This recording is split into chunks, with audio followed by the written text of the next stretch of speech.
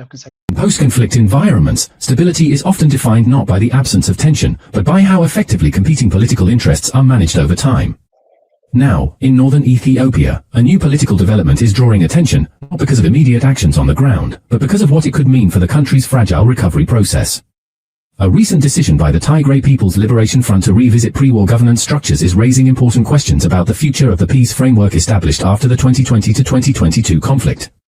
While different actors interpret the move in ጉዳይ ናይ ሰሜን ኢትዮጵያ ካብ ግዜ ናብ ግዜ ናብ ዝገደደ ማዕዘን እዩ ዝኸይድ ዘሎ እቲ ሚድያ ናብ ትግራይ ናብ ሕወሓት ጥራይ ከተኩሮ እንዲዝደሊ ዘሎት ኩነታት ግን እቲ ጉዳይ ካብኡ ዝገደደ እዩ ወሎ ዞን አምባሰል ወረዳ በአበት ሰንሰለታማ ተራራዎች ላይ ለረጅም ሰዓታት ሲካሄድ የቆየው ከባድ ውጊያ በአገዛዙ ጦር ላይ ከፍተኛ ሰብአዊና ቁሳዊ ኪሳራ በማስከተል መጠናቀቁ ተሰማ። የፋኖ ምንጮች እንደገለጹት የሚኒሊክ ህዝብ 101ኛ ኮር 35ኛ ክፍለ ጦር ከ104ኛ ኮር 24ኛ ክፍለ ጦር ጋር በጥምረት ባደረጉት ጥቃት አገዛዙ በአካባቢው አሰማርቶት የነበረው ኃይል አይቀጡ ቅጣት ተቀጥቷል ብለዋል። ከጠዋቱ 12 ሰዓት ጀምሮ እስከ ቀኑ 9 ሰዓት ድረስ ለ9 ሰዓታት በዘለቀው በዚያው ሰዓታት ኣብ ግንባር መካነ ሰላም ኣብ ዝተኻየደ ከቢድ ውግእ ኣብ ልዕሊ ሰራዊት መንግስቲ ኢትዮጵያ ከቢድ ዝኾነ ሰብኣውን ዋታውን ክሳራ ከም ዘብፅሐ ጉጅለ ዕጡቕ ፋኖ ገሊጹ። ኣብ ዝሓለፉ 24 ሰዓታት ኮር 105 እዚ ምኒሊክ ኣብ ልዕሊ መበል 11 እዚ ኮር 203 ሰራዊት ኢትዮጵያ ብዝተፈላለዩ ኣንፈታት መጥቃዕቲ ብምፍጻም ቁልፊ ቦታታት ከም ዝተቆጻጸረን ልዕሊ 300 ወተሃደራት ከም ዝተቐትሉን ብዙሓት ድማ ከም ዝቆሰሉን ተገሊጹ ኣሎ። ሰራዊት ኢትዮጵያ ኣብ ከባቢታት ወሎውን ብዕጡቓት ፋኖ ቀሊል ዘይበሃል ክሳራታት ይበጽሖ ከም ዘሎ ተገሊጹ። መንግስቲ ኢትዮጵያ ንጉጅለ ዕጡቕ ፋኖ ከም ዘይለዓል ጌርናዮ ኢና ገሊኦም እውን ብሰላም ኢዶም ሂቦም ኣለዉ ዝብል መግለጽታት ዋላ እኳ እንዳሃበን ተጸንሐ ፋኖ ግና ካብ ግዛ ናብ ግዛ ዓቕሙ እናጠናኸረን ብሓይልታትን ብንዋትን እናተጠናኸረ ብምኻድ ነቲ መንግስቲ ሕማም ርእሲ ኮይንዎ ከም ዘሎ እዩ ዝግለጽ ዘሎ። ሓለፉ 24 ሰዓታት ኣብ ግንባር መካነ ሰላም ኣብ ዝተኻየደ ከቢድ ውግእ ኣብ ልዕሊ ሰራዊት መንግስቲ ኢትዮጵያ ከቢድ ዝኾነ ሕጂ እንታይ ኢና ንሰምዕ ዘለና እዚ ንሪኦ ዘለና ዋላ እኳ እቲ ናይ ብልፅግና ሚድያ ብናይ ሕወሓት ዝገብሮ ዘሎ ውሳነ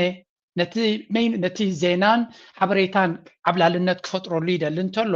ኣብ ባይታ ግን ብግምጣሉ እዩ እቲ ኩነታት እዚ ድማ ምርዳእ ዘድልዮ እዩ ስለምንታይ ንሳቶም ኩሉ ግዜ ንህወሓት ከም ታርጌት ብምግባር ህዝቢ ኢትዮጵያ ከምቲ ቅድሚ ሕጂ ኣብ ዙርያ ናይ ህወሓት ሓድነት ፈጢሩ ንህወሓት ንከጥቅዕ ምስ ኣብ ዝሰመረ ከምኡ ንክገብሩ ስለ ዝደልዮም ነታ ባሕሪ ትብል ናይ ኤርትራን ንህወሓትን ዝያዳ ታርጌት ዝገበረ መጥቃዕቲ ዝገብሩ ብፍላይ ድማ ተገንጻለን ኣገንጻለን ናበሉ ንክልትዮም ብሓደ ዘተሓሕዝዎም ኣብይ ኣሕመድ ንትግራይ ገዲፍዋ እዩ ንህወሓት ብዋጋ ናይ ህወሓት ሓድነት ክገብር እዩ ዝደሊ ዘሎ but the problem is this is not working everywhere you go it's not working ወደ ትግሉ ሜዳ ከመሄድ በፊት በዚህ 3 እና 4 ቀናት ውስጥ ያው በኢትዮጵያ ህዝብ ዘንድ ምናልባትም ከ2 እና ከ3 ኢትዮጵያውያን ውስጥ አንዱ ኢትዮጵያዊ የተከታተለው የቴዲ አፍሮ ሙዚቃ በኢትዮጵያ ፖለቲካ ላይ በኢትዮጵያ አጠቃላይ የስነ ልቦና ጦርነት ውስጥ ከፍተኛ ድርሻ ያለው በመሆኑና ይሄ ተስተጓጉሎ እንዳይቀጥል ህብረተሰቡ በደንብ እንዲሰማው ለማድረግ የአንከር ሚዲያ ሰፊ ፕሮግራም ሰጥቶ እየሸፈነው በመሆኑ ምክንያት እንጂ በአማራ ክልል ሰፋፊ ጦርነቶች እየተደረጉ ነው። የአገዛዝ ጦር በሄደበት አቅጣጫ ሊያጠቃ በሄደበት በምሽጎቹ እንቅስቃሴ በሚያደርግበት ሰዓት በፋኖ ኃይሎች በበርካታ ቦታዎች ላይ ከፍተኛ የሆነ ምት እየተመተነ እንደሚገኝ ነው መረጃዎች የሚያመላክቱት። እንደው ከዛሬው ዜና ሲጀምር እንኳን መሳይ በወሎ አምባሰል ወረዳ አበት እንታይ ስኬብልለው እቲ ቴዲ አፍሮ ፈጢርዎ ዘሎ ሞመንትም ምክንያቱ ዳስካ ትኸል ሃገር ዝሞተቶ ኣበይ ከይድዩ ከዘእዊ ኣበይ ከይድዩ ዝሓዝን እናበለ ከቢድ ናይ መልቀስ ደርፊ ዘውፅኦ ነቶም ኣብ ቃልሲ ዘለዎ ፋኖ ነቲ መልቀስ እቲ ተስፋ ንምቁራፅ ዘይኮነ ሃገር ኣብ ከቢድ ሓደጋ ወዲቓ ኣላ ሃየ መንእሰይ ተሰለፍ ሃየ ነቲ ፀላኢ ነቲ ሃገር ዘፈራርስ ዘሎ ንምውዳቕ ምሳና ኮይንካ ስራሕ ብዝብል መንፈስ ነታ ደርፍን ነታ ኣልብምን ብዝሰፍሐ መልክዕ ክጥቀሙላ ንሞቢላይዜሽን ከም ኤርትራዊ ኮይንካ ድማ ሓደ ነገር ንፈልጦ ነገር ኣለና ንሱ ድማ እንታይ እዩ ሰውራዊ ደርፍታት ንሰውራ ናይ ኤርትራ ክሳዕ ክንደይ ነዳዲ ይኮነ ነይሩ ገለገለ ምናልባት ነቶም ዓበይቲ ካባና ዝያዳ እዮም ዝፈልጥዎ ኣብ በዓል ከሰላ ኣብ በዓል ፖር ሱዳን መፅዩት ናይ ሰውራ ደርፍታት ክንደይ መንእሰይ ንሰውራ ከም ዝኸይድ ዝገብሮ ነይሩ so at the end of the day ስነ ጥበብ ንቃልሲ ነዳዲ ናትዩ ነዳዲ ይዝቦ ስለዚ ናይ ቴዲ አፍሮ ኣብ ማእከል ኣዲስ ኣበባ ኮይኑ ዝተዛረባ እቲ ዘገርም ክፋል ድማ ይብልሎ እቲ ዘገርም እታ ናይ ቴዲ አፍሮ ደርፊ ወይ ኣልበም ንህዝቢ ማሕራ ጥራይ ኣይኮነትን ኣብ ጎኒ ፋኖ ንክኸውን ዝገብሮ ዘሎ ንህዝቢ ኦሮሞ ምስ ሸነ ንህዝቢ ትግራይ ምስ ቲዲኤፍ نهزبي بنشانغول زلو كم نفس وكف ألسناتو كحيل أنصار بلصقنان أنصار تزلو كنتات نقصد ولا ونت سيفيل من نابرك في وزلو تقدر فتيا exactly أبتناك أنزا بوتويا تتنكفو زلا سلازي تثبيتي أخلقك ننوح وان تثبينا نابله ززاربهم نابلبهم ترجم زلو وي باي ذا واي نتي درفد ما مسكينة بلصقنا زي حلفل مسكين كو خن بلاي نغلينا مسكين سلازي كونه كمي جيروم تمس ጋዜጠኛታት ድማ ነቲ ዘረባ ኣብ መቃቅር ኣቢሎም ይጭፍጭፍዎ ኣለዉ it's gonna be very difficult for ኣቢ to get out of this mess ካብዚ ኣትይዎ ዘሎ ሽግርን ጭንቀትን ኣቢ ብቐሊሉ ክወፅእ ክእል ኢልካ ምግማት ከቢድ እዩ ምክንያቱ እቲ ሞመንት ምስ የለን so where is that song let me show you እዚኣ እስከስምዕዋ ድምፃዊ ዛሬ አገሪቱ ራሷም የለችም ብሎ የአገርን መሞት ያምኑ ዘንድ ለአድማጮቹ ያዜማል። በአብይ አህመድ እጅ አገር መሞቷን አንዴ ብቻ ሳይሆን እየደጋገመ ሲገልጽም ምሰሶ ዘመመ ጣራውም ያፈሳል፣ ሀገር የሞተበት የት ሄዶ ያለቅሳል ይላል። ይቀጥልናም ለካ እንዲህ ነው ማልቀስ እያሉ ነዶ ሀገር የሞተበት የት ያለቅሳል ሄዶ ሲል ይቆጫል። እነዚህ የአገርን መሞት የሚገልጹ ስንኞች የተዘፈኑት የኢትዮጵያ ትንሣኤ ተበስሯል የሚል መግለጫ የትንሣኤ ዕለት ያወጡ ጠቅላይ ሚኒስትር በሚኖሩበት ከተማ ላይ ነው። ይህ ዘፈን የተዘፈነው ከከፍታ ማማ ላይ ነንና አታውርዱን የሚሉ ዳንኤል ክብረቶች ባሉበት ሀገር ነው። የሀገር አንገት መድፋት፣ የሀገር ሐዘንና የተስካር ዳስ መጣል እንደሚገባ የሚያብራሩት ቃላት የተዜሙት አውሮፕላናችን እየበረረች ነው የሚሉ ተመስገን ጥሩነሆች ባሉበት ሓንቲ ንዓይ ዝገረመትኒ ዘረባ ተዳፍሮ ሃገር መይታትና ኣበይ ኮይነ ክልቅስ ዳሰይ ኣበይ ክተክልና በለ ዝደርፍ ዘሎ ኣብ ዘበነ ኣብይ ኣሕመድ ሃገር ትፍንፅእ ኣላ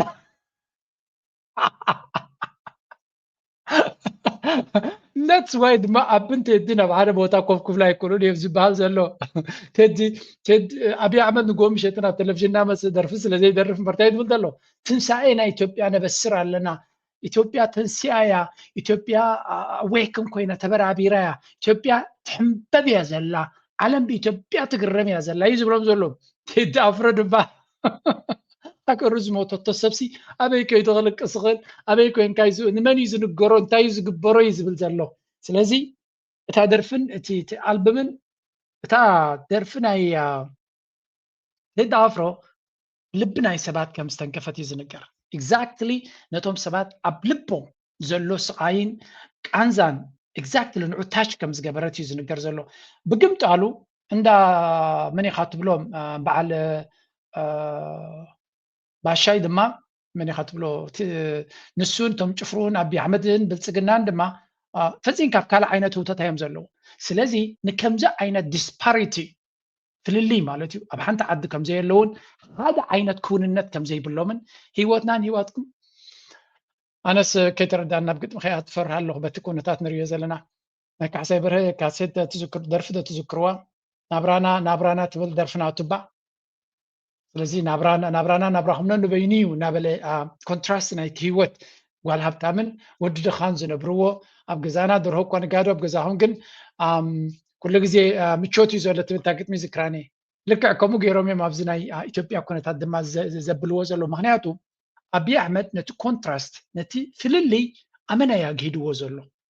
ኣመና ኣነፂሩሎም ኣሎ እቲ ህዝቢ ሓደ ክድውሉ ከለውሲ ከም ድኻ ኮይንካ ንክትነብር ዘይከኣለሉ መድረክ ይፈጢሩ ዘሎ ኣብይ ኣሕመድ ኢሎም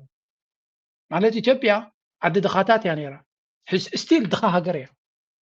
ኣዝያ ድኻ ሃገር እያ ንድኻታት ዘይትኸውን ገይርዋ ኣሎ እዚ ብልፅግና እዮም ዝብሉ ዘለዉ ብዝኾነ ነቲ ቃንዛ ናቲ ነታ ሃገር ትወድቕ ዘላ ብዙሓት ንከትሕንዋ ይጓይብሉ ኣለዉ for whatever reason ብልፅግና ንከይወድቕ ብዙሕ ነገር እዩ ዝጉየ ዘሎ ኣጀንዳ ዝህቦም ስለ ዘሎ ኤሮፓ ሕብረት ንመጀመርያ ነቲ ድሕሪ ኩናት ናይ ትግራይ ጠጠው ኣቢልዎ ዝነበረ ናይ ባጀት ሰፖርት ዝበሃል 140 ሚልዮን ናይ ባጀት ሰፖርት ከም ብሓድሽ ከም ዝጀምሮ እዩ ዝንገር ዘሎ ስለምንታይ ጀሚርዎ ነይሩ ኩናት ናይ ትግራይ ኣብ ውስጥ ተፈፀመ ግህሰትን ኣብ ውስጥ ተፈፀመ ዘይተሓታትነትን ስለምንታይ ከይጀምሮ ኣሎ because we don't care ተዋስኦ ስለ ዝነበረ እታ ተዋስኦ ድማ መድረኻ ተወዲዩ ኣብ ግዜ ኩናት ናይ ትግራይ ዝነበረን ሎምን ኣቢ እንታይ ፍልይ ኣለዉ ኣቢ ኣብ 2022 ሎምን እንታይ ፍልይ ኣለዉ فللي قالوا عب فللي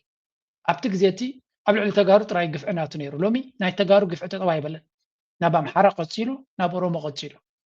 سلزي اتز قبرو زنبر حماق تكبارات نافز بمحرات ناب كالوتن أسفحي ومبر كاون دحار زغير نجار يبلون however the European Union is okay مليونات نكبو سبوت قبر اللغة شوف مهلاوكا دس لزبالنا قصلو كم زجان دلو خي مسلكم that's exactly what they say تفكر كمان يمزل وزل مغنياتو اتيق تحجز كقارصة يكتب لك الله أنا منتهي خيل كاي قدام كم دليت كقانكو أوروبا ني أبي حجز واي كون تحطو نزل على مسح حجزات يتهاجركو نمنتهي تتوابيل كايو أبتقرا يستقبل كوينات كنوا أيقونن أتزحزن كفال كاي this touches me really hard نعيم كم يرتراو خين كحطرو يخلها كنت عاد فترة الكاز حوزر الكاسي أوروبا بالإيرتراستي لقدا غير الله نزو كوينات زي كبقصون كساب موضة تستواسون دحرتي وعل بريتوريا كساب لو مزغوط سلو زلو أبي أحمديو كما يرتراوي sometimes قبل لها قرنا زلنا كبري عبك خوني قبا معناته زي فتحوا قايدة قبل على تمنقسن قبل على تزبن قبل على تهاجرن كم زلو تراي كبر هالك مالو and I want to make sure زبيرترا ولا يفتوى نزكون نتذكر الدعاء دليه كوينات ناي تግራይ زبقسو بلصقنان هو حاتن كلتيوم اب عدو من يرتو كوينات جميرو اتو كوينات مس جمره بزخون يكون مغنيات او يبلسن يجي نوح ስለተዘርበሉ مستجمره ኤርትራን ኣብቲ ኩናት ንክትኣቱ ግዴታ ነይርዋ ምክንያቱ ወላ ሽዑ ሚኒስትር ጉዳያት ወፃኢ ኣሜሪካ ዝነበረ ናይ ኤውሮጳ ብምሎም ኤርትራ ተደብዲባ ብህወሓት ነፍሰ ምክልኻል ክትገብር ድማ ኣርቲክል 51 ቻርተር ናይ ዩናይትድ ኔሽንስ የፍቅዳላ ርእሰ ምክልኻል ስለ ዘለዋ ኦኬ ኤርትራ ኣብ ኩናታት እያ ኣብ ኩናት ዝተፈፀመ ብኤርትራ ዝገበረቶ ግፍዒ ዝኾነ ይኹን ጭብጢ የለን they can say whatever they want but بعالم درجة proved ዝኾነ crimes ኤርትራ ዝፈፀመቶ ወይ ሰራዊት ኤርትራ ዝፈፀሞ ንኣብነት ኤርትራ ጆኖሳይድ ፈፂማ ሃው እትኻልስ ግደፍስኪ መንግስቲ ኤርትራ ኣብ ልዕሊ ተጋሩ ሕማቅ ክገብር ኢሉ ክዛረብን ክፍክርና ይተሰማል ብግምጣሉ ብልፅግና ሽዑ ይፍክር ነይሩ ክሳብ ሕጂ ይፍክር ኣሎ ስለዚ ሓደ ጆኖሳይድ ክገብር ተኮይንካ ማሳከር ክትገብር ተኮይንካ እውን እኮ ኢንቴንሽንስ ክህልወካ ኣሎ ንሱ ንግደፎ ኣብ ልዕሊ ኤርትራ እቲ እገዳ ናይ ኤውሮጳዊ ሕብረት ክሳብ ሕጂ ይቕፅል ኣሎ ኤርትራ ድሕሪ ውዕል ፕሪቶሪያ ጠቕላላ ኣብ ትግራይ ዝኾነ ነገር የብላ ተጋሩ መስኪሮም እዮም የለውን ሰላም ንክነግስ ይሕግዙ ኣለዉ ካ ኢሎም እንጂ ኤርትራ ፅቡቅ ክትረክብ ስለዘይትድለን ኤርትራ በገዳ ከም ትቕፅል ጌርካ ንብልፅግና ድጎማ ትገብረሉ ማለት እዩ ጆኖሳይድ ክኽሰስ ዝግብኦ ገለመለ ኩሉ ንስ እዩ ንህዝቢ ትግራይ ክሳብ ሕጂ ተሳቅዮ ዘሎ ንስ እዩ ኣብ ኣምሓራ ኣብ ልዕሊ ሲቪል ድሮና ዝጥቀም ዘሎ ንስ እዩ ባት እዚ ንቡር እዩ ከም ድሌትካ ክንድጉማ ካይና እዮም ዝብልዎ ዘሎ and these are the people telling us about moral ብዛዕባ ሞራላዊ ኣካይዳ ናይ ዓለምና ብዛዕባ ሰብኣዊ መሰላት ክመኽሩና ዝፍትኑ ዘለዉ እዚኣቶም ስለዚ እቲ ዳብል ስታንዳርድ ሕጊ ዘይምኽታል መሰል ናይ ሃገራትን ናይ ህዝብን ረጊፅካ ንዓኻ ዘርባሓካ ክሳብ ዝኾነ ንዓኻ ከም ድሌትካ ክትከይድ ዘፍቅደልካ ክሳብ ዝኾነ ዩር ኦኬ ዝገበርካ ግበር ምርጫኻ ፈየክ ይኹን ኩነታትካ ፈየክ ይኹን ሰብኣዊ መሰላት ግበር ጋዜጠኛታት እሰር ነቲ ፍታሕ ነቲ ቅተል ብድሮናት ህዝቢ ቅተል it's all right as long as you serve us ናትና ኢንተረስ ሓሊኻ ክሳብ ዝኸድካ ንሕና ብዝከኣለና ክንሽፍነልካይና ክንሕግዘልካይና ነቲ ምርጫ ትገብሮ ዘለካ ፈይኩን ኣፕሩቭ ክንገብረልካይና ከነጣቅዓልካይና ስፖትላይት ክንበካይና ቱሪስትስ ክመፁካ ክንሕግዘልካይና ይብላ ኣሎ ብዝኾነ ኤውሮጳ ንነፍሶም ክሕግዙ ኣብ ዘይክእልሉ ዘለው ንዑ ክሕግዝዎ ይፍትኑ ኣለው ድሓን ንርኢ ንክንደይ ክቐፅሉ ወይ እቲ ጉዳይ ነዚ ይመስል so ከም ኤርትራ ትሪኢ ከለካ this should ደምካ ከፍልሓካ ይግባእ እዚ ስለምንታይ እቲ ኣብ ልዕሊ ኤርትራ ዝገብርዎ ዘለውን ኣብ ካልእ ዝገብርዎ ኩነታትን ኣብ ግምት ይትኻ ናው በዚ መልክዕ እዚ ክትሪኦ ከለካ ኣብ ልዕሊ ህወሓት እንታይ ክገብሩ ከም ዝኽእሉ ምግማቱ ከቢድ ኣይመስለንን ናው ሌትስ ስታርት what's going on ነቲ ካልኣይ ክፋል ናይቲ ግርጭት ናይ ኢትዮጵያ ዘሎ ፕሪቶሪያ ዝቆመ ግዝያዊ ህወሓት ብውዕል ፕሪቶሪያ ዝቆመ ግዝያዊ ምምሕዳር ክፈርስ ወሲኑ ማእከላይ ኮሚቴ ህወሓት ንክልተ ዓመታት ኣብ ዘካየዶ ስሩዕ ኣኼባ ኣመልኪቱ ትማሊ ኣማስዮ ኣብ ዘውፅኦ ጋዜጣዊ መግለፂ እዩ ነዚ ውሳነ ኣፍሊጡ ዘሎ እቲ መግለፂ ማእከላይ ኮሚቴ ውድብ ናይ ህወሓት ካብ 7 ክሳብ 8 ሚያዝያ 2018 ብናይ ኢትዮጵያ ኣቆፃፅራ ኣብ ዘካየዶ ስሩዕ ኣኼባ ኣፈፃፅማ ስምምዕ ፕሪቶርያን ህልው ኩነታትን ብዕምቆትን ስፍሓትን ብምዝታይ ምእንተ ሰላም ተባሂሉ ተወንዚፉ ዝፀንሐ መግለፂ ልዑላዊ ስልጣንን ወሳንነት ህዝብን ዝኾነ 2.8 ሚሊዮን ዝመረጾ ቤት ምክሪ መንግስቲ ትግራይ ናብ ስርሑ ክምለስ ወሲኑ ኣሎ ይብል እቲ ኣብ መስከረም 2013 ዝተኻየደ ክልላዊ መረፃ ብምክንያት ኮሮና ቫይረስ መንግስቲ ኢትዮጵያ ሃገራዊ መረፃ ክናዋሕ ንዘመሓላለፎ ውሳነ ብምንጻግ ዝተኻየደ ኮይኑ ዘይሕጋውን ዘይጸንዕን ኢሉ ምንባሩ ዝዝከር እዩ እዚ ፍጻመ እዚ ነቲ ኣብ መንጎ ክልል ትግራይን ማእከላይ መንግስትን ዝነበረ ምትፍናን ናብቲ ደማዊ ኩናት ከመርሕ ጠንቂ ካብ ዝኾኑ ምክንያታት እቲ ቀንዲ ምዃኑ እዩ ዝግለጽ ኣብ ሕዳር 2022 ኣብ ደቡብ ኣፍሪቃ ዝተፈረመ ምቁራጽ ተጻብኦታት ውዕል ፕሪቶርያ ነቲ ህይወት ኣማይታ ሸሓት ዝበልዐ ኩናት ትግራይ ደው ዘበለ ኮይኑ ነዝሓለፉ ኣስታት 4 ዓመታት ግዝያዊ ምምሕዳር ትግራይ ክቐውምን ኣብ እቲ ክልል አንጻራዊ ሰላም ክመጽእ ደሪኹ ነይሩ ውሳነ ሕወሓት ኣብ መላእ ህዝቢ ትግራይ ዝተመቃቀለ ስምዒትን ስግኣትን ፈጢሩ ከም ዘለውን ቢቢሲ ዘዘራረቦም ነበርቲ ክልል ትግራይ የረድኡ ነጻነት ደበሳይ ንርእይቶ ነበርቲ ዝተፈላለዩ ከተማታት ትግራይ ተወኪሳቶም ኣላ ሕውስዋስ ዝኾነ ስምዒት እዩ ዘሎ እቲ ደጋፊ ዝበሃል ኣካል ጽቡቕ ውሳነ እዩ ዘንሪኦም ገለ ዝብል ኣሎ ኣብ ብዙሕ ሕብረተሰብ ግን ስግኣት ኣሎ እንታይ ሒዙና እዩ ክመጽእ ከምዚ ውሳነ እዚ ከመይ እዩ ክኸውን ዝብል ኩናት ከየስዕብ ዝሰግእ ሕብረተሰብ ኣሎ እንታይ እዩ ፈጢሩ ዘሎ ስጉምቲ ሕዚ ውሳነ እዚ እንታይ እዩ ክመጽእ ድርጅት ክመጽእ ወይስ ከቢድ ኩናት እዩ ክመጽእ እንታይ እዩ ደመና ኩናት ከንፈላልዩ ዘሎ ብለ ዝብል ቁሩብ ስግኣት ኣሎ ኣብቲ ሕብረተሰብ ተባዕቱ ሲሆን የውሳነ ግዜ ዝሓለው ሰዓትን ኣብ ግዜ ምክንያቱ ዘብለሉ ምክንያት ነው ታዲያ ከም ትሪእዎ ዘለኹም እቲ ህዝቢ ነዚ ናይ ህወሓት ውሳነ ንክድግፍ ኩንነት እውን ይሕግዝ እዩ እቲ ኩንነት ኣብ ባይታ ዘሎ ካብ ዓበሲ እንታይ ኢና ክንፅበ ዝመስል ዘረባ እዩ ንኣብነት ነዚ ስምዕዎ ሕጂ أي بسنكي زغسل كلكلا ندادي حبرت سب نسفلالي محبر قطاوي سجماتي ساعة حكم زلوا أب ختم مقلة نبار من هاريا زرنا يوم أشكر كرتن تقلقلتن يقولسون ما جو مسمار يرسرح حموم ريفر أمبولانس يلوه موسيقى نداد جزء مسانا لحدث سالاسة شح إسرائيل منتشح إسرائيل حمش تشحيز مثل والولدت لحلف غزي إسرائيل منتشح لما تسويتل وليدا كم ما جونا خفتني على خانة إقامة أو أوسي عبانا أما حبرسب كمان ون زم حبرسب بجد مالتي كابينا بيسب مرعيو بزحنا قري الأب الخزي تحقيته كفيل له أو كاب مقلنا براس رواش نحن مجتمعين نخفض لنا فلذي يا بزح سب وداين يرنا لمعنتي نكذب قبلنا ناب إسرائيل قدرنا نكون سوينا يرنا جن يا وتنادى ديسز خيرت وقع ترانسبورت زوسخة نوزحت بيت سكري نازو خانة بدك تحوسي تخلين قبرت كري قبرون ساعة مسافر ترف مرعان تخيلون عامو يوسع مسافر ترف أنا نوع عليه بحلف بسولس أنا نولز بحال عدي مرعان يرني مسافر سيني تريفه شدي في شغلش خد ممثل أظنش فيه انتينا نرزلنا اتي ناي منا بابرو صقم ببزح ملكعي اب تግራይ ዝረዘሎ ህዝቢ ድማ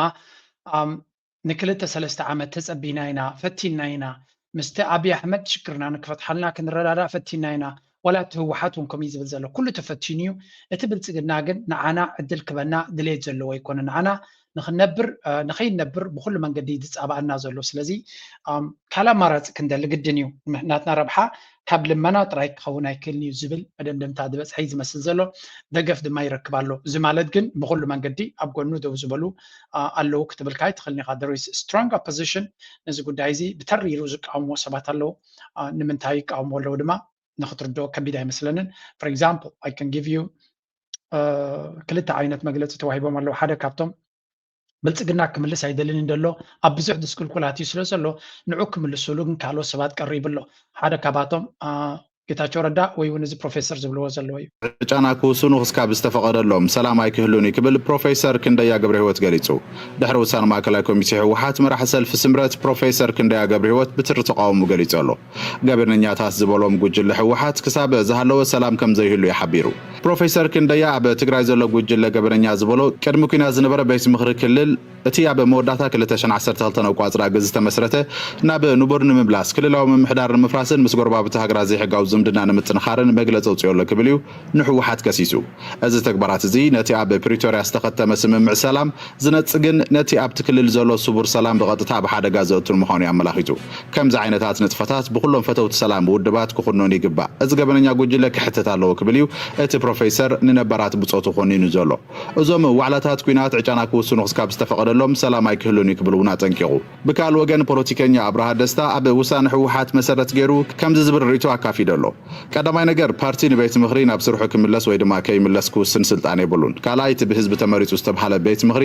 ዓሚ ግዝኡ ዝወደ እዩ 5 ዓመት ሓሊፍዎ ኤክስፓየር ገይሩ ኣሎ ሳልሳይ እቲ ውሳነ ንውዕል ፕሪቶሪያ ዝጥሕስን ኣዋጅ ኩናትን ብምዃኑ ድሕንነት ህዝብን ኣብ ሓደጋ ዘእትዩ ስለዚ ተቐባልነት የብሉን ክብል ገሊጹ ኣሎ ቀዳማይ ሚኒስትር ኢትዮጵያ ኣይተ ጌታቸው ረዳ ካብ ማእከላዊ ኮሚቴ ሕወሓት ዝወፀ ውሳነ ብዝምልከት ኣዝዩ ተሪርን መጠንቀቕታ ዝመልኦን መግለፂ ሂቡ ኣሎ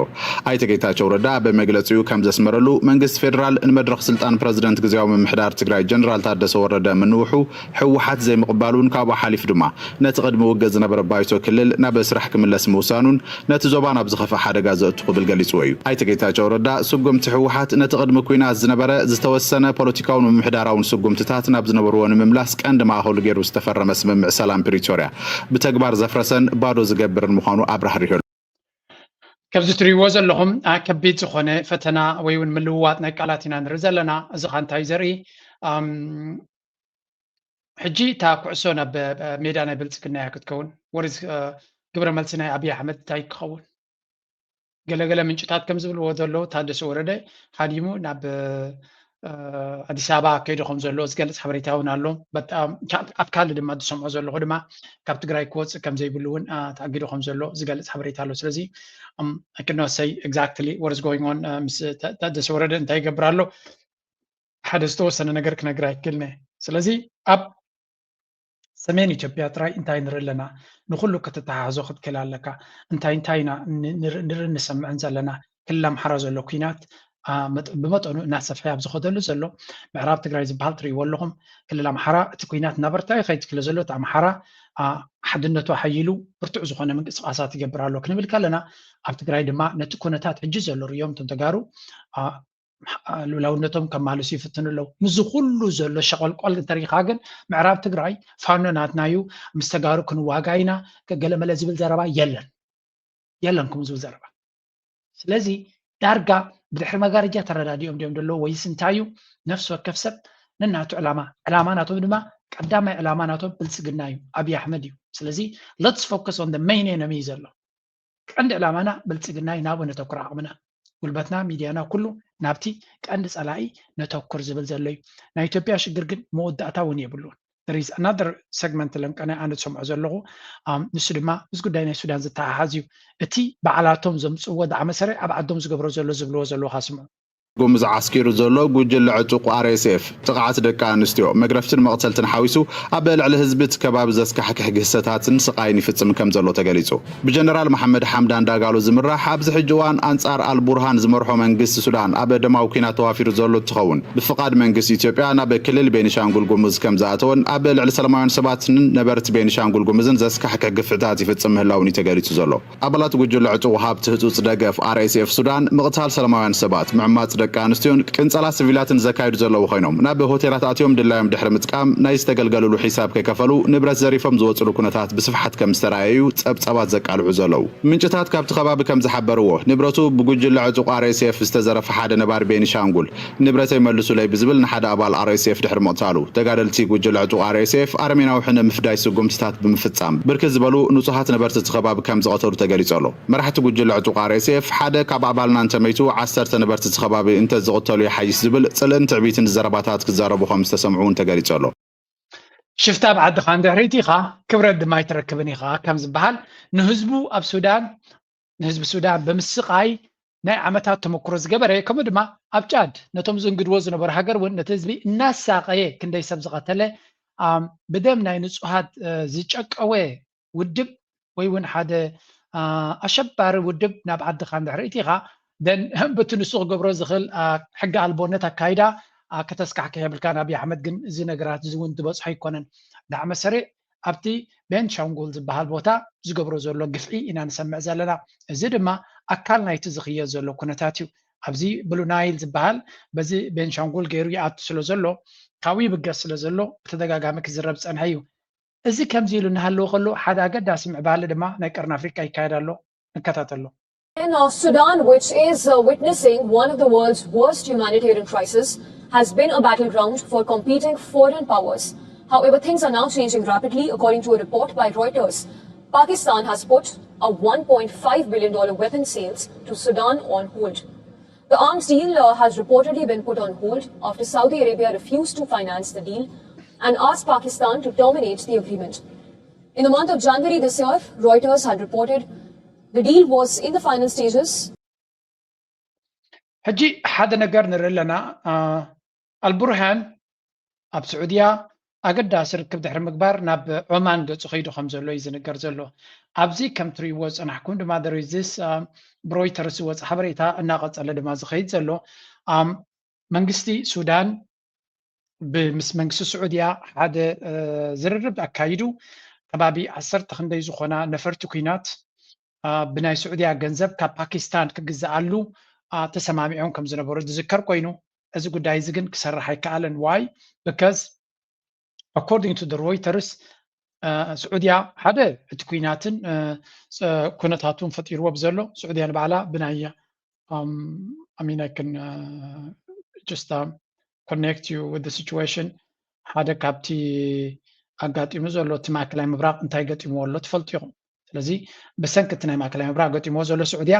ኣብ ወፃፃናታ መንገድናታ ክትቀይር ትግደደሉ መንገዲ ክህሉ ይኽእል እዩ እዚ ሓደ ክኸውን ከሎ እቲ ካልኣይ ግን ብዓብዪ ዝዝረብ ዘሎ ስዑድያ ምስ ሱዳን ዝርርብ ተካይድ ከም ዘላን እቲ ዝካየድ ዘሎ ዝርርብ ድማ ናብ ካልእ መንገዲ ይኸይድ ከም ዘሎ እዩ ዝንገር ዘሎ እንታይ ዓይነት መንገዲ there was this picture if I can find it ተወናሉ እንታይ ከሪእኩም ዘለኹም ኣብ ካልእ ሚድያታት እውን ብዙሕ ክትረኽብዎ ዘይትኽእሉ እዩ ኣብዚ እውን ኣብ ገለ ፅሒፎም ነይሮም ያ እንታይ ዝብል እዩ ስዑድያ ስለምንታይ ንሱዳን ክትቦ ሓሲባ ዝነበረት ሓገዝ ጠጠው ኣቢላቶ ዝበሃል ዘሎ ስለምንታይ እዩ ንዝብል ምክንያቱ ሱዳን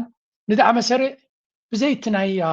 2.5 ገለ ቢልዮን ገንዘብ ክስዕሮ ከም ትኽእል ዘርኢ ምልክት ኣሎ እዩ ዝበሃል ዘሎ ስለዚ እቲ ገንዘብ እቲ ኣክንዲ ንወታደራዊ መዓላ ዝኸውን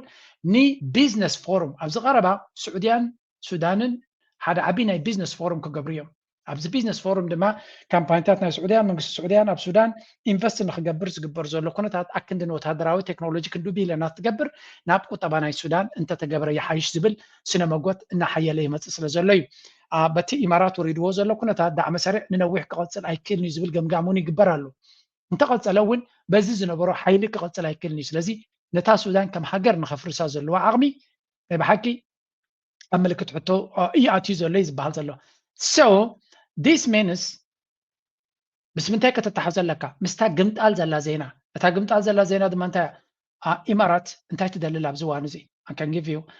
ነታ ቀዳመይቲ ስቶሪ ኣንተ ቦ ትንክፍ ኣቢልና ዝነበርና ምዝያታ ሕዝካ ክትሪኣ ዘለካ ምክንያቱ ዶናልድ ትራምፕ ሕጂ እውን ብዛዕባ እታ ርእስቲያ ተዛሪቡ ስለ ዘሎ what is that West Asia has meanwhile forced US partners in the Gulf to rethink their alliance with Washington. Not just the regional security architecture, but even the economic and political linkages are being restructured. And leading this change is the UAE reportedly. A report in the Wall Street Journal saying the UAE has opened talks with the US for a wartime financial lifeline.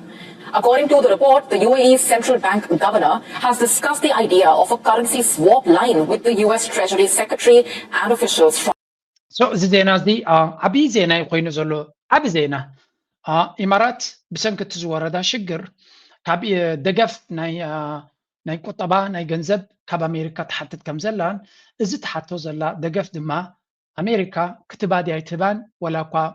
ብዙሕ ነገር እንተሎ ኢማራት በዚ ገንዘብ ዝጥራይ ከክድሕን ትኽእል ዶ ዝብል እዩ ምክንያቱ ኣብ ከምዚ ደረጃ ብግልፂ ክዛረብሉ ኣብ ዝኽእልሉ ደረጃ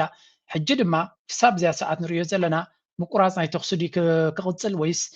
ኣብ ጣውላ ክረዳዱ ድዮም ዝኾነ ይኹን ዘይተፈልጠሉ ኣብ ዘሎ ግዜ ከምዚ ዓይነት ዘይምርዳእ ድማ ኣብ ሓፂር ግዜ ወላ እውን ዲል ተገይሩ እንተተባሃለ ድሕሪ ዝተወሰነ ክፈርስ ዝኽእል ምዃኑን ሓደ ዓብዪ ዝርርብ ንነዊሕ ሶምናትን ኣዋርሕን ዝቐፀለ እዩ መፍትሒ ከምፅእ ዝኽእል ስለዚ ከምዚ ዓይነት ሰንስቲቭ ኣብ ዘለወሉ ግዜ ኢማራት ኢዳ ክትህብ ቀሪባ ኣላ እዩ ዝበሃል ዘሎ ሕጂ እንድሕሪ ከምኡ ከጋጥም ኮይኑ እንታይ እዮም ዝብሉ ዘሎ ኣሜሪካ ሓግዙና ኣብዚ ሕጂ ዘለና ክንወፅእ እንተደይ ትሕግዙና ኮይንኩም ድማ ነዳድናትና ብናይ ባጤራ ናይ ቻይና ክንሸጦ ኢና ምስ ቻይና ድማ ካረንሲ ስዋፕ ክንጅምር ኢና ስለዚህ ንሕና በባጤራናትና ንሶም ድማ በባጤራናቶም ክሰርሑ እዮም ምሳና ሳቶም ድልውነት ኣለዎም ከምኡ ክገብሩ ስለዚ ትገብርዋ ድዮም ኣይትገብርዋን እዮም ዝብሎም ዘሎ ዶናልድ ትራምፕ ቅድሚ ሓደ ሰዓት ኣቢል ኣብ ዝገበረ ኢንተርቪው ተሓቲቱ ኣሎ እንታይ ኢሎሞ እንታይ ኢሉ ሓቲትዎ is there some type of currency swap possible with the UAE to help if they need it and do you think there would be a backlash ኢሎም ምስ ሓተትዎ እንታይ ኢሎ ትራምፕ it has been a good country a good ally of ours it was shocking because we didn't think they'd get hit I'm surprised because they are really rich this is a stupid guy so እንታይ ዝብል ዘሎ ዶናልድ ትራምፕ ምሃብ ኣይፈቱን that's a very difficult aspect about him ዶናልድ ትራምፕ ምሃብ ዝበሃል ኣይፈቱን ካብዞም ሃገራት ዓረብ ክወስድ እምበር ክቦም አይደልን እጂ ከምዚ ኢሎም ድኻብ ኣዝዮም ሃብታም ሃገር እዮም ስለዚ ኣዝዩ ሃብታም ሃገር ሓገዝ አይደልን ማለት እዩ ከምዚ ኢሎም ክህሮሙ ድማ አይገመትናዮን ይብላ ኣሎ ዓሻ ስለ ዝኾነ እዚ ማለት ኣይ ማለት እዩ ኢማራት is in deep trouble ክገርመኩም እቲ ሰብ ክድንግፀሎም ድዩ ኖ እግምጣሉ ሓደ ናይ ዓረብ ሚድያ ፀላዊ ዝገበራ ቪድዮ መክበኩም ነዚኣቶም ክድንግፀሎም ከይርየኩም ዝብል ዓይነት እዩ And to be a living, breathing example of how Arab rulers who play ball with Israel and the United States get rewarded with peace, prosperity, and a skyline that makes Manhattan feel small and insecure. But today, the Emirati regime has learnt two hard lessons. That in the age of drone warfare, US military bases are not shields, they're magnets. And that you can never trust the United States or Israel, with both countries set to throw the Emiratis under the bus in a future grand bargain with Iran. But please, don't shed a tear for this British cum Zionist colonial outpost. Because it not only betrayed the Palestinians, but also funded a genocide in Sudan, violated 4 separate UN arms embargoes, laundered stolen conflict gold through Dubai, built a network of torture dungeons across Somalia, and bankrolled a warlord ከም ትሪእዎ ዘለኹም ነዚ ሃገር እዚኣ ፍጹም ከይትድንግፁላ ኢሎም ብሓፈሻ ምስ እስራኤል ዝምድና ምግባር እንታይ ዓይነት ቁጠባዊ በለጭለጭ ክትሃነፅ ከም ትኽእል ግን ልክዕ ሚራጅ ካብ ይብልዎ ኣለዉ ነፀብራቕ እዩ ምክንያቱ ሽግር ምስ መፀ ካብ ኢራን ከትሕነካ ከም ዘይክእል ንኩሉ ዓለም በርሂሉ ኣሎ ኣሜሪካ እውን ክትነብሳ ከተትሕና ይከኣለትን ስለዚ ነዚኦም ክልተ ኣሚን ባይ ዘ ወይ ዛ ብርጀል ዓረብ ትበሃል ሓደ ካብቶም ዝኸበረ ሆቴላት ናይ ዓለምና ዝነበረ ንፅገና ክትዕፆ እያ ተባሂላ ኣላ ግን ንፅገና ኣይኮነን ዝብሉ ድማ ብዙሓት ኣለዉ ምክንያቱ ስራሕ ስለዘየለ ተዓፅዩ ዘሎ ዝብል ዘረባ እውን ኣሎ ብሓፈሻ ናይ ብሓቂ ዘስደምም ኩነታት ኢና ንርኢ ዘለና እዮም ዝብሉ ዘለዉ ብዙሕ ግዜ ነዞም ክልተ ሰባት እዚኦም ኣሜንካ እትኸዶ መንገዲ ድማ ፅባሕ ንጎ ኣብ ምንታይ ከም ዝእትወካ ምፍላጥ እዩ ስለዚ ነዚኣቶም ክድንግፁ ድማ ግዜ ከይተጥፉ ምክንያቱ ብዙሕ መከራ ኣብ ልዕሊ ካልኦት ህዝቢ ዝገብሩ ዘለዉ እዮም ብዙሕ ድንጋፀ ናትኩም ኣብ ሱዳን ዕግርግር ብምግባር ህዝቢ ጋዛ ንክሳቀ ዝፈረዱ ኣብ ሊብያ ዕግርግር ዝገብር ዘሎ ጀነራል ፋንድ እናገበሩ ኣብ ሶማልያ ምምቕቃልን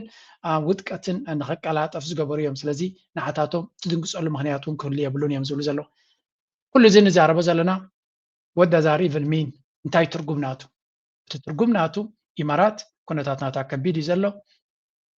ከቢድ ኣሎ ጥራይ ዘይኮነ ሕጂ መፍትሒ ክረክብ ክእል ዶ ይትሕቶ ከም ንሪኦ ዘለና ኣብ መንጎ ኣሜሪካን ኢራንን ዝኾነ ይኹን መፍትሒ ኣብ ቀረባ ግዜ ክብፃሕ ዝኽእል ኩነታት ንሪኢ ኣለና የስ ክዘራረቡ ይኽእሉ ኮኑ ምናልባት ምቁራፅ ተኽሲ ከናውሕዎ ይኽእሉ ኮኑ ግን ኢራን ዝደልይዎ ዘለዉ ነገራት ክብድ ዝበለ እዩ ዶናልድ ትራምፕ ድማ ንዑ ንክገብር ድልውነት ዘለዎ ኣይመስልኒ ዘሎ ስለዚ ብዓብኡ እቲ ከባቢና ብብዙሕ ነገር ክፅሎ ከም ዝኾነን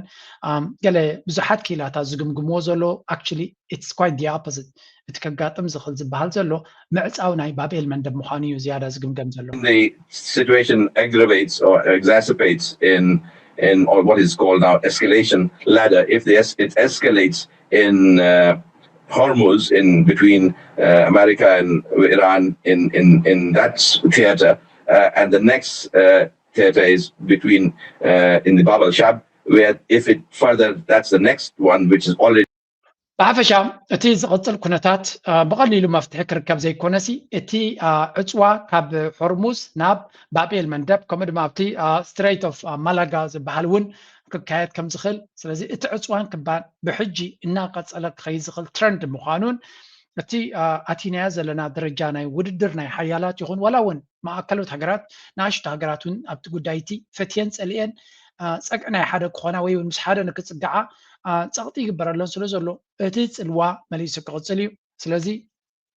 مفتوح ده يكونت عالم تصبزلا باي ذا واي اكشلي زياده زبرت اسقمتنا ايران مسحوت توها هيدوم نتقي بحري زياده نكعصو مو مسمرنا نقد عالمنا زقدد شجرن صقام نخمص امبر مفتحي اب قربا غزي كمص خلي تراديوم نكونታት تطو كبلو خوليم إلكا كزرب زخل ነገር የለን يمسلو زلو ስለዚህ again احنا زلنا مدرك بوتانا كل غزي استوعب كان تاريخايو it's a geographically very significant بوتاينا زلنا እዚ ማለት ድማ ከሃገራት ከም ባለ ኤርትራ ዓቢ ተራ ኣገዳሲ ተራ ክፃወተን ፈትየን ፀልየን ብብዙሕ መንገዲ ክፅለወን ኣብዚ ጉዳይ እዚ ድማ ዓቢ ተራ ንክፃወታ ክግደዳ እየን እቲ ዓቢ ተራ ምፅዋት ድማ ዓቕሚ ስለ ዘለካ ጥራይ ኮንከን ኣብቲ ቦታ ስለ ዘለኻ ፈቲኻ ፀሊኻ እዚ ዓቢ ፀወታ ዝግበር ዘሎ ኣብኡ ኢትካ ንኽትእቱ ወላ ኣብቲ ውግእ እንተደያተኻ ንስኻ ተነፂልካ ክትነብር ኣይትኽእልን ኢኻ ኣብቲ ቦታኻ ክመፁ እዮም እዚ ድማ ቅድሚ ካልኦት ተረድዩ ነዚ ጉዳይ እዚ ኣበርቲዑ ዝዛረበሉ ዝነበረ ሰብ እውን ኣሎ and I can give you ነዚ ጉዳይ እዚ ኣቐድም ኣቢሉ ብብርቱዕ ዝተዛረበሉ መራሒ እንተሎ ኣብ ቀርኒ ኣፍሪካ you all know it and I can give you this المشكلة تعجب እዚ ብዕምቆት ክትዛረበሉ ግዜ ዝሓትት እዩ እቲ ባሕሪ ናይ ሃገራት ዞባ ባሕሪ ጥራይ ኣይኮነን የክዳስ ካብ ዝኾነ ካልእ ቦታ እንዳ ውቅያኖስ ይኹን ሰላማዊ ውቅያኖስ ወይ ካልእ ዝያዳ ጂኦፖለቲካዊ ኣገዳስነት ዘለዎ ኣህጉራዊ ማያዊ መስመር እዩ ቀይሕ ባሕሪ ነተን ኣብ ገማግሙ ዝርከባ ሃገራት እንተላይ ኤርትራን ምስርን ዓብዪ ሓላፍነት ዘሰኪም እዩ ነዚ ማያዊ መስመር ንምውሓዝ ድማ ንሃገራት ዞባን ካብ ወፃኢ ዘለዋን ኣብ ዝርዝር ከኣተና እንተላይ ኣህጉራውያን ሓይልታት ስትራቴጂያዊ ጉዳይ እዩ እቲ ሽግር ብዝተፈላለየ ወገናት ብዙሕ ሓሳባት ዝመፅን ምትእትታዋት ዝበዝሕን ምዃን እዩ ንሕና ኣብ ገማግም ባሕሪ እንርከብ ሃገራት ኣብዚ ጉዳይ እዚ ንጹር መርገፂ ክህልወና ኣለዎ ካብ መንግስቲ ኤርትራ ኣብ ዝተፈላለየ ኣጋጣሚታት ዝቐረብናዮ 12 ነጥብታት ዝሓዘ ሓሳባት ኣለዎ ቀዳማይ ነፍሲ ወከፍ ሃገር ኣብ ቀይሕ ባሕሪ ዝርከብ ንውሓት ገማግም ባሕራን መሬታን ህላዊኣን ንምሕላው ባዕላዊ ዓቕሚ ክህልው ኣለዎ ምናልባትን ሃገራት እዚኣተን ፀጥታ ብብቕዓት ንምውሓስ ተወሳኺ ዓቕምታትን ፀጋታትን የድልየን ይኸውን እንተኾነ ግን ኣብ ቀይሕ ባሕሪ ንውሽጣዊ ዓቕሚ ናይ ነፍሲ ወከፍ ሃገር መተካእታ ክኸውን ዝኽእል ሓይል የለን ዋላ እኳ ኣብዝን ኣብትን ፍልልያት እንተሎ እዚ ዕማም እዚ ናይ ኩልና መሰረታዊ ጠለብ ክኸውን እትስፎ ነፍሲ ወከፍ ሃገርን ህዝብን ከም ሉዓላዊ ብውሽጣዊ ዓቕሙ ገማግሙ ንምሕላው ኣብዚ መሰረታዊ ሓሳብ እዚ ክብር ክወስድ ኣለዎ ካልኣይ ሃገራት ነዚ ኣህጉራዊ ማያዊ መስመር እዚ ብመንገዲ ሕጋዊ ስምምዕን መካኒዝምን ንምውሓስ ዝሓየለ ዓቕሚ ክእክባ ምእንቲ ኣብ መንጎአን ናይ ምትሕጋዝ መካኒዝም ክህሉ ኣለዎ ነዚ መስመር እዚ ንምውሓስ ወተሃደራዊ ማዓስከራትን ምትእታው ዞባዊ ይኹን ኣህጉራዊ ሓዲ ኣየድልን እዩ ውሕስነት ነባሪ ይፍታሕ ንዝመፅእ ተኸታታሊ ወለዶታት ዝግደፍ እዩ ሳልሳይ ንኣብነት ኣብ ገማግም ቀይሕ ባሕሪ ዝርከባ ሃገራት ማያዊ መስመረን ንምሕላው ዓቕሚ ዘይብለን ዝኾና ምናልባት ነዚ ማያዊ መስመር እዚ ንምሕላው ኣብ ክሊ ሕጋዊ መቓን ኣህጉራዊ ተራፍ መፅእ ይኽእል እዩ ይኹን እምበር ነፍሲ ወከፍ ሃገር ምናልባት እቲ ብልፅግና ናባና ገፁ ንግሆ ምሸትን ዘንቋምቶ ዘሎ ኣብቲ ደገ ባሕሪ ናይ ባብኤል መንደብን ናይ ዓሰብን ጥራይ ኣይኮነን ኤርትራ ብዙሕ ፀጋታት ኣለዋ ንኤርትራ ትራጀክተሪ ናይ ኤርትራ ክቕይሮ ዝኽእል 4 ሚልዮን 5 ሚልዮን ህዝቢ ኣለና ንብል ኣለና ናይ ኮላሊ ፖታሽ ስራሕ እንተዝጅምር ነይሩ ን100 ዓመት ክቕፅል ዝኽእል ሃብቲ ህዝቢ ኤርትራ ክሳዕ ክንደይ ክቕየር ምኻለ ብሕርሻ ይኹን ብካልእ ፀጋታት ጋዝ እንተዝርከበና እንታይ ምኾና ሚን ኦይ ኤርትራ ኣጆኹም ጥራይ ክብለኩም ዝደሊ we have a lot of potential ክርከብ ዳይርከብና ኣምላኽ ኮይኑ ጥራይ እንታይ እዩ ነኺስካ ሓድነትካ ሓይልካ ካብ ኩሉ ክመፀካ ዝኽእል ዳምዳም ዝብሉ ምናልባት እዚ ዳምዳም ዝብል ዘሎ ንጎ ምሸትን ንዑታት ስለ ዝደሊ ምዕራፍ ደገ ባሕሪ ደሊ ይኮነን አልቦ አድርጎ መቀጠል በየትኛውም ዘመን አዋጭ አይደለም ለእኛ ብቻ ለሰፈራችን አዋጭ አይደለም ተነጋግሮ ተመካክሮ ሁሉን አሸናፊ በሚያደርግ መንገድ መፍታት ካልተቻለ በዚህ መንገድ መቀጠል ልክ አሁን እንደምናየው ነው ለምንድን ነው የሆርሙዝ ስትሪፕን ማስከፈት የዓለም አጀንዳ የሆነው የቀይ ባህር ቢዘጋ ማስከፈት ከኛ በላይ ለማን አጀንዳ ይሆናል አሁን ባለው ሁኔታ ውስጥ ዓለማትን ብትወስድ አፍሪካን ብቻ ብትወስድ እንደ ኢስት አፍሪካ ተጎጂ የለም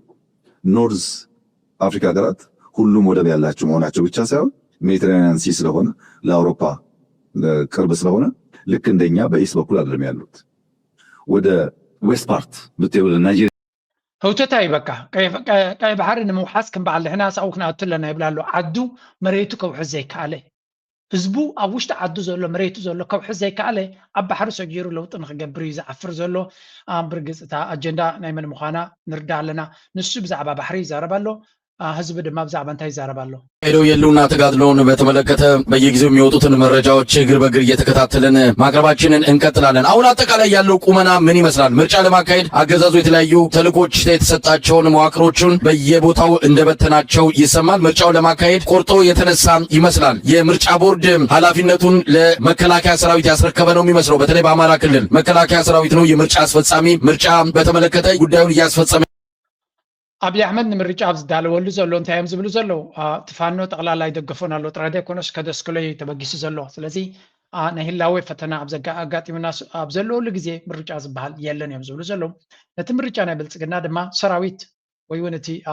ምክልኻል ናይ ኣሜሪካ እዩ ከውሕሶን ክፍፅሞን ተልእኮ ተዋሂብዎ ዘሎ እዮም ዝብሉ ዘለው ስለምንታይ ሃገራዊ ኩና ስለ ዘላ ብብረት ይክኸውን እቲ ምርጫ ማለት እዩ ስለዚ ፋኖ ድማ ብፍፁም ኣብዚ ክልልናትና እንተወሓደ ክኸውን ኣይክእልን እዩ ብምባል ንዑ ዕድል ክፈጥሩ ይደልዩ ኣለዉ ከቢድ ዝኾነ ኩናት ድማ ይካየድ ኣሎ በማይ ዝቁፀር ሰብ ድማ በማይ ዝቁፀሩ ወታደራት ናይ ብልፅግና ድማ ኣብ ፈቐዱ ግንባራት ይቕተሉ ከም ዘለዉ ዝንገር ብርግፅ ከም ንሪኦ ዘለና እቲ ደርፊ ናይ ቴዲ ኣፍሮ ድማ ነቲ ቃልሲ ዝግበር ዘሎ ሞመንትም መሊሱ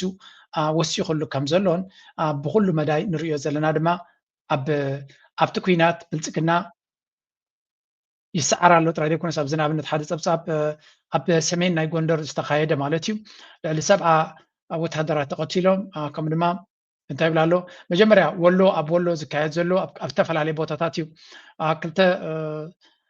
ክልተ ስልሲት ናይቲ ሰራዊት ኣብኡ ዝነበረ ከም ዝተቐተለን ኣብ መቃነ ሰላም ዝበሃል ማለት እዩ ከተማ ዝተካየደ ልዕሊ 300 ወታደራት ናይ ብልፅግና ሓደጋ ከም ዝወረዶም እዮም ዝነግሩ ዘለው እዚ ድማ ብዙሕ ብረት ይማርኹ ከም ዘለውን እቲ ኩናት ብቐጥታስ ከመይ ይሰፍሕ ከም ዘሎን ዋላ እቲ ዓይነት ኩናት ክትሪኦ ከለካ እውን እቲ ፋኖ ክሳዕ ክንደይ ማቹሪቲ ኣማዕቢሉ ከም ዘሎን ንብልፅግና ድማ ኣብ ብዙሕ ቦታታት ድቦላ ይወጥቆ ከም ዘሎን በዚ መልክዕ እዚ ክቕፅል ከሎ እቲ ኩናት ድማ ብልፅግና ፀብለልትነት ናይ ኩናት ኣለዎ ኢልካ ክትዛረባ ይትኽእልኒ ኢኻ ብተደጋጋሚ ከም ንሪኦ ዘለና ካልኦት ህዝብታት እውን ተመሳሳሊ ኢኒሽቲቭ ወይ ተበግሶታት እናወሰዱ ንብልፅግና ኣብ ዝኸዶ ክቕሽምድዎ ይውዕሉ ኣለዉ ናው ምዚ ሕጂ ተፈጢሩ ዘሎ ኩነታት ድማ እቲ መንእሰይ ካልእ ተስፋ ይረኣዮ ስለዘየለ ናብቲ ቃልሲ ብብዝሒ ብምፅምባር ኣብ ጎኒ እቲ ፋኖ ብምዃን ነቲ መኸተ ነቲ ቃልሲ ይሕይሎ ከም ዘለዎን ንብልፅግና ድማ ፀሓዩ እናዓረበት እያ ትኸይ ዘላ ልክዕ ከምቲ ኣብ ካልእ ክወድቁ ከለዉ ዘርእይዎ ምልክታት ንዑ ዘርኢ ምልክታት እዮም ዝገብሩ ዘለዉ ኣይ ቲንክ ኣዶና ብልፅግና በዚ ሕጂ ዝኸዶ ዘሎ ንሱ ብዛዕባ ባሕርን ገለ ጓል መንገድን ይዛረብ ኣሎ እቲ ጉዳይ ግን ናበይ ገፁ ይኸይድ ከም ዘሎ ንክትግምትዎ እየ ዝደሊ ዘለዉ ኣብ ልዕሊ እዚ ድማ እቲ ፖለቲካዊ ባእሲኻ ኣብ ግምት እትዎ ማለት እዩ ሓደ ካብቲ ባእሲ ዝበሃል ዘሎ ወይ እውን ፀጥታዊ ባእሲ ዝበሃል ዘሎ እዚ እዩ እንደገና ደግሞ አምፕሊፋይ የሚያደርጉ ቡድኖችም ስላሉ ለጊዜው ነው እኔ ፓርቲ ብላ ዲቴ ብላ እና ሳሚ ብላ ያልኳቸው እና ለምሳሌ የዚህ ቡድን ሰብሳቢ እንትን ነው የምዕራብ ሸዋን የብልጽግና ሶሻል ሚዲያ ቲም ይመራል። እንዴት ነው የሚሰሩት መሰለ? ለምሳሌ አንዱ ከሚሰሩት ውስጥ የአምቦን ከተማ ልማት ላይ ጥያቄ ያነሳ፣ ኮረፕሽን ላይ ጥያቄ ያነሳ፣ መብራት ላይ ጥያቄ ያነሳ ሰው መጀመሪያ በሶሻል ሚዲያ ዋርኒንግ ማስጠንቀቂያ ይሰጠዋል። በፋርሲ ቡላው ማስጠንቀቂያ ይሰጠዋል። ከዛ ዲቴ ቡላ በዚህ በጋዜ የሚመራው ደግሞ ሄዶ ይቀጠቅጠዋል። ያ አልበቃኝ ካለ ደግሞ በፈካ የሚባለው ስኳድ ሄዶ ይገለዋል። ሰለስተ ዓይነት ኣካይዳ ብልፅግና ኣብይ ኣሕመድ ይኽተል ከም ዘሎን ብፍላይ ኣብ ኦሮሞ ነቲ ቀይሮ ዝበሃል መንእሰይ ንኸይለዓል ወይ እውን ዝኾነ ይኹን ፖለቲከኛ ንኸይዛረብ ክሳብ 120 ሜምበር ስፔሻላይዝድ ስኳድ ሒዙ ይሰርሕ ከም ዘሎ እዮም ዝነግሩ ዘለዉ እንታይ ዝገብር እሱ ድማ ሰለስተ ዓይነት ኣካይዳ ኣለዎ ይብሉ ቀዳማይ ዝኾነ ይኹን ናይ ተቃውሞ ምልክት ካብ ሓላፊ ድዩ ካብ ፀላዊ ድዩ ካብ ዝኾነ ሰብ ክወፅእ ከሎ ብሶሻል ሚድያ ዝምክቱ ዝፀርፉ ሰባት ኣለዉ ኢሎም በቲ ሶሻል ሚድያ ዝወሃቦ መልሲ እንተዘይሰኪሑ ተደይመሊሱ ማለት እዩ ተኻላይ ገፅ ይመፅኦ እሱ ድማ ረኺቦም ዝጭፍጭፉ ማለት እዩ ዝሃርሙ ካልኣይ ቲም ተኻላይቲ ገፅ ማለት እዩ ኣብ ሕቡ ረኺቦም ክቕጥቅጡኻን ክሃርሙኻን እዮም እታ ሳሰይቲ ክፋል ድማ ዝቐትሉ ማለት እዩ ሰለስተ ዓይነት ገፃት ኣለዎ ስለዚ እቲ ህዝቢ ንከይለዓል ወይ እውን ኣብ ዝኾነ ይኹን ምንቅስቃሳት ንኸይገብር ከቢድ ዝኾነ ፈተና كم زلوا يزنقر نزو كله سجيريو كخيد زلوا يمزلوا زلوا إذا كم زيلو نهلو خلو دارجا كاسيت ناي تيد أفرو كتسمع كم زي بالله خلق الجميرو لبلتقنا يمزلوا زلوا ማምሻውን የደረሰንም በአዋሳ የተለያዩ የመሽታ ክበቦች የተለያዩ መዝናኛ ቦታዎች የአገዛዙ ሰዎች ቤት ለቤት በመሽታ ቤቶች እየተዘዋወሩ የቴዲ አፍሮ ዘፈኖችን እንዳያሰሙ ሲያስጠነቅቁ ሲያስፈራሩ እንደነበረ ነው መረጃው የሚያሳየው። አጠቃላይ በሆነ ሁኔታ የቴዲ አፍሮን ዘፈን ከመገናኛ ብዙሃን በግልም ሆነ በተለያየ መልኩ እንዳይሰማ የአብይ አህመድ አገዛዝ መጠነ ሰፊ የአፈና እርምጃ እየወሰደ ይገኛል። እንደው ከሱ ባሻገር ድምፃዊ ቴዎድሮስ ካብዚ ናይ ፋኖ ሚዲያታት ወይ ናይ አምሓራ ሚዲያታት ዝብሉ እንተደይ አመንካ ንመን ክትኣምን ትኽእል ሓደ ካብቶም ዕሉላት ደገፍቲ ናይ ብልፅግና ዝኾነ እዚ ሃብቲ ሽግርሙ ዝበሃል እዩ ፀረ ኤርትራ ማለት እዩ ፀረ ፋኖ እውን እንታይ ዝብል ዘሎ ባዕሉ ከም ዘረጋገፆ ኣብ ጅማ ትበሃል ከተማ ሰይኖቱ ጅማ ሲቲስ ዲክቴተርሽፕ ዝኾነ ይኹን ትካል ናይ ቴዲ አፍሮ ካሴት ኣልበም ወይ እውን ደርፊ ክገብር ንዝፀንሐ ይምንጥሉ ከም ዘለውን ያዕፅቡ ከም ዘለውን እናዞሩ ይገብሩ ከም ዘለውን ይዝንገር ዘሎ ክንድምንታይ ቴዲ አፍሮ ኣሰንቢድዎም ከም ዘሎ እንታ ካሴት ኣሰንቢዳቶም ከም ዘላን እዚ ድማ ኣሜሪካ ስለ ዝቕመጥ ንሱ እዚ ናይ ብሓቂ ዘሕፍር እዩ ኮንፊደንስ ዘለዎ መንግስቲ ኣብ ነፍሱ ዝተኣማመን ኣብ ህዝቡ ዝተኣማመን ከምዚ ዓይነት ብሓደ ደርፊ ገይሩ ክዳሃል ኣይምተገበአን እዚ ዓብ ለውጢ ክገብር ኣሎ ብምባል እዛ ናይ ቴዲ አፍሮ ካሴት ነቲ ብልፅግና እውን ኣብ ክልተ መቂላቶ ኣላ ኣብ ክልተ ድያ መቂላቶ ኣላ ኣብ 30 እኳ ይፍለጥን ኩሉ ግዜ ምስ ተመቃቀሉ ስለ ዝኾኑ ስለዚ ብተግባር እቲ ኩነታት ክሳዕ ክንደይ ከቢድ ኮይኑዎም ከም ዘሎ ብልፅግና ንባዕሉ እቲ ናይ መራሒ ናይ ብልፅግና ናይቲ ስለያዊ ሓላፊታት ከማን ርእሱ ተርቢዖም መቐኒዮም እንታይ ወሪድዎ ንባዕሉ ንሱን ከዛርብ ይቐኒ ዘሎ። ሬድዋን በደረሰባቸው ጉዳት ዝምታቸውን ሰበሩ። ከፍተኛ የመንግስት ኃላፊ በጠና ታሟል በሚል እያነጋገረ ባለው ጉዳይ ይፋዊ ምላሽ ተሰጥቷል። ባለፉት ጥቂት ቀናት በኢትዮጵያ ማህበራዊ ሚዲያ መንደሮችና በተለያዩ የፖለቲካ መድረኮች ላይ ከፍተኛ መነጋገሪያ ሆኖ በሰነበተው ጉዳይ ከፍተኛ አመራሩ ይፋዊ ማብራሪያ ሰጥተውበታል። አመራሩ ደረሰብኝ ስላሉት ድንገት ከምዛ ትሪእዎ ዘለኹም ዝሰብ እዚ ኣደጋዩ ወዝ ብሓደጋ ከም ዝገጠሞ እዩ ዝንገር ዘሎ ንሕክምና ኢሉ ድማ ርእሱ ከም ዝተላፅየ እዩ ዝንገር ዘሎ ብሓፈሻ ወላ እቲ ኣብ ገፁ ኣጋጢምዎ ዘሎ በትን እናወዳደሩ የምፅዎ ኣለው ኣነ ሓደጋ ዲ ወዲቕዎ ወይስ ክከሓሓድዮም ጀሚሮም ንሱ ንግዜ ንገድፎ ኮይኑ ብዙሕ እውን ኣብቲ ኮመንተር ክናቱ ንኽእል ኢና ግን ንባዕሉ እዚ እውን ሓደ ካብቲ ፅቡቅ ስእሊ ዝፈጥር ኣይኮነን እቲ ደርፊ ናይ ቴዲ አፍሮ ወይ እቲ ካሴት ናይ ቴዲ አፍሮ ግን ናይ ብሓቂ ምስንባት ፈጢሩሎም ኣሎ አብይ አሕመድ ለንቀነ ዝገበሮ ዝበልዎ ድማ ዝስምዑ ግንጪ ሃሮ ዳንዲ የሚባል ግንጪ ነው የሄደው ሄሊኮፕተር አንስቶ አስነስሰው መቼም ሁለቱ የኢትዮጵያ ሄሊኮፕተር አይጠቀሙም የኢትዮጵያ ፓይለትም አይጠቀሙም ሄሊኮፕተሮቹ ራሱ የአረብ ኤምሬቶች ናቸው ሁለቱ ቤተ መንግስት የሚቀመጡ ናቸው የአየር ኃይል አይጠቀሙም ለምን በኢትዮጵያውያን ስለማይተማመን ነው አና አላቅ የኢትዮጵያ አየር መንገድ ይጠቀማል የኢትዮጵያ አየር ኃይል ግን አይጠቀምም ሁለት ሄሊኮፕተር አለው አብራሪዎቹም የነሱ ራሳቸው ናቸው እና ሄሊኮፕተር አስነስቶ ሃሮ ዳንዲ ግንጪ yes አብይ አሕመድ ጠቅላላ መጋበርያ ናይ ኢማራት ምዃኑ ኢማራት ከም ዛንቋቁሖዮም ዝከናኸንዎ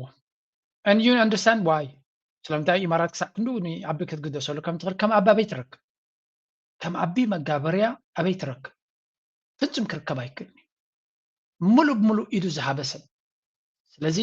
ኢማራት ክሳብ ናይ መወዳእታ ትንፋሳን ዓቢ ክትቃረሰሉ እያ ክንብል ከለና ካብዚ ዝብገስ ፓይሎት ይኹን መግቢ ይኹን ቦዲጋርድ ናቱ ይኹን ኩሉ ናይ ኢማራት ሓይሊ እዩ ኢማራት ትምውሎም ስፔሻል ፎርስስ ናቶም ባዕላ ዘሰልጠነቶም ናታ ቴክኖሎጂ ዝጥቀሙ ናታ ሴኪሪቲ አፓራትስ ዝጥቀሙ ኩሉ ነገር ብናታ እዩ ፋንድ ዝኸውን ስለዚ ኣቢ ናቶም ዜግነት ናይ ኢማራት እውን ይቦሞ ኢሉ ናይ ዶክተር መልኪሳ ዜግነት ናይ ኢማራት ኣለዎ እውን ሰሚዕና ኢና ዘገርም ኣይኮነን ዘሰንብድ እውን ኣይኮነን ኢትስ ጀስት ተወሳኺ መብርሂ ወይ እውን ጭብጢ ጥራይና ክንብሎ ንኽእል nothing about this situation is surprising ኣብዚ ሕጂ ኮይና ክንሪኦ ከለና so እዚ ከምዚ ኢሉ እናሃለዎ ከሎ እቲ ኩነታት ናበይ ገፁ ከይድ ኣለዎ ናብ ናይ ዓድና ገፅና ስግር ከነብል ሓደ ካብቲ ብጉዳይ ናይ ዓድና ከርእየኩም ደልየ ፀናሕኩ there was this where is it man በዚያ ክንጅምር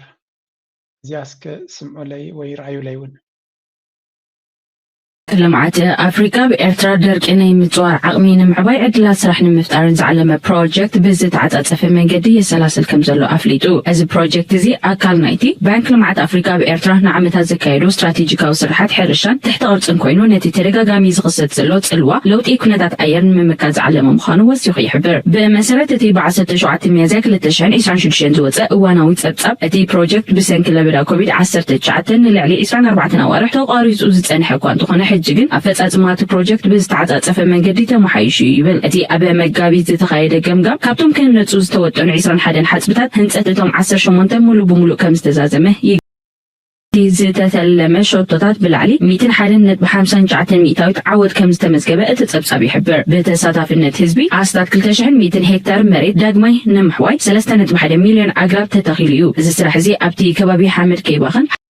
حركاتي نيرترا بزح حجز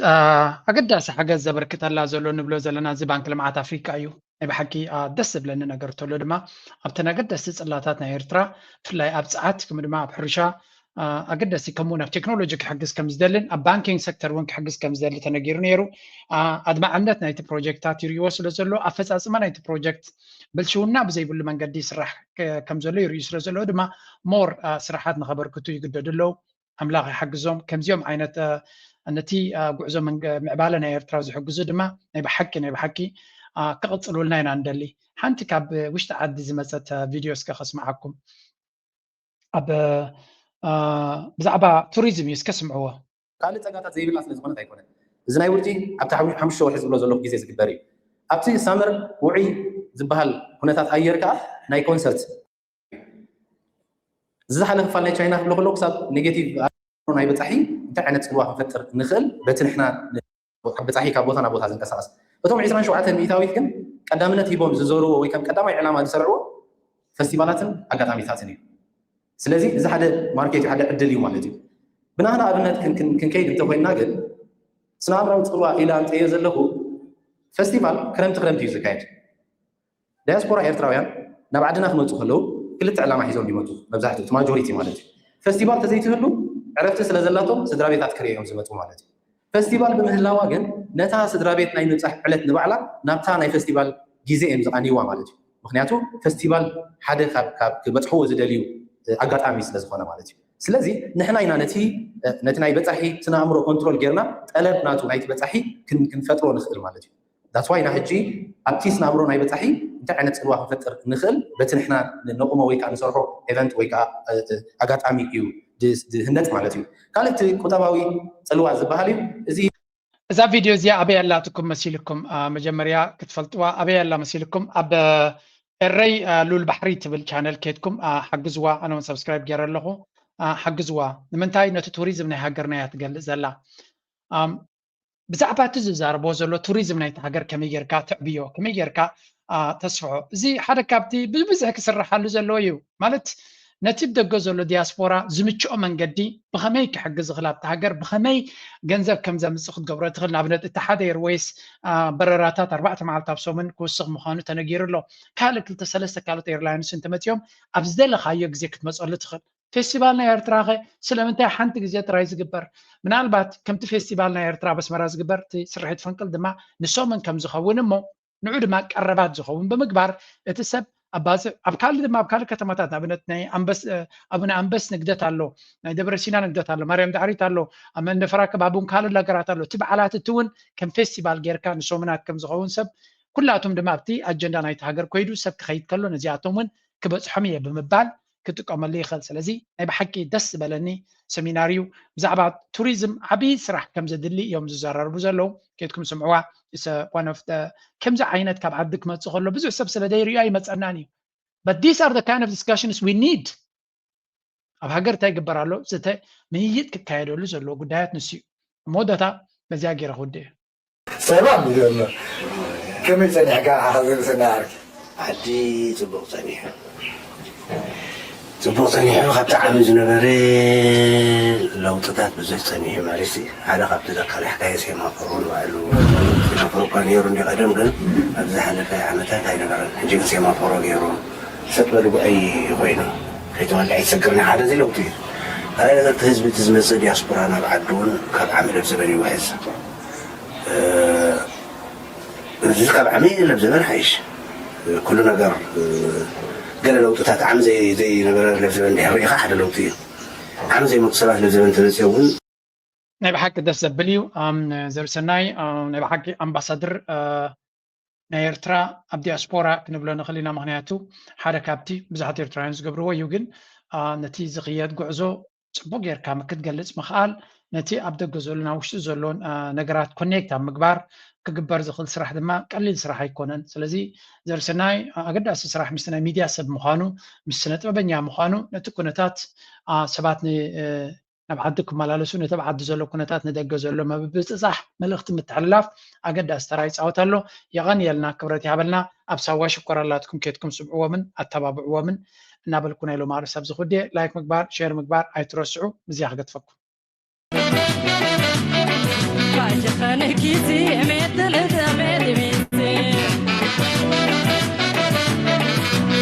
انت فاجئكم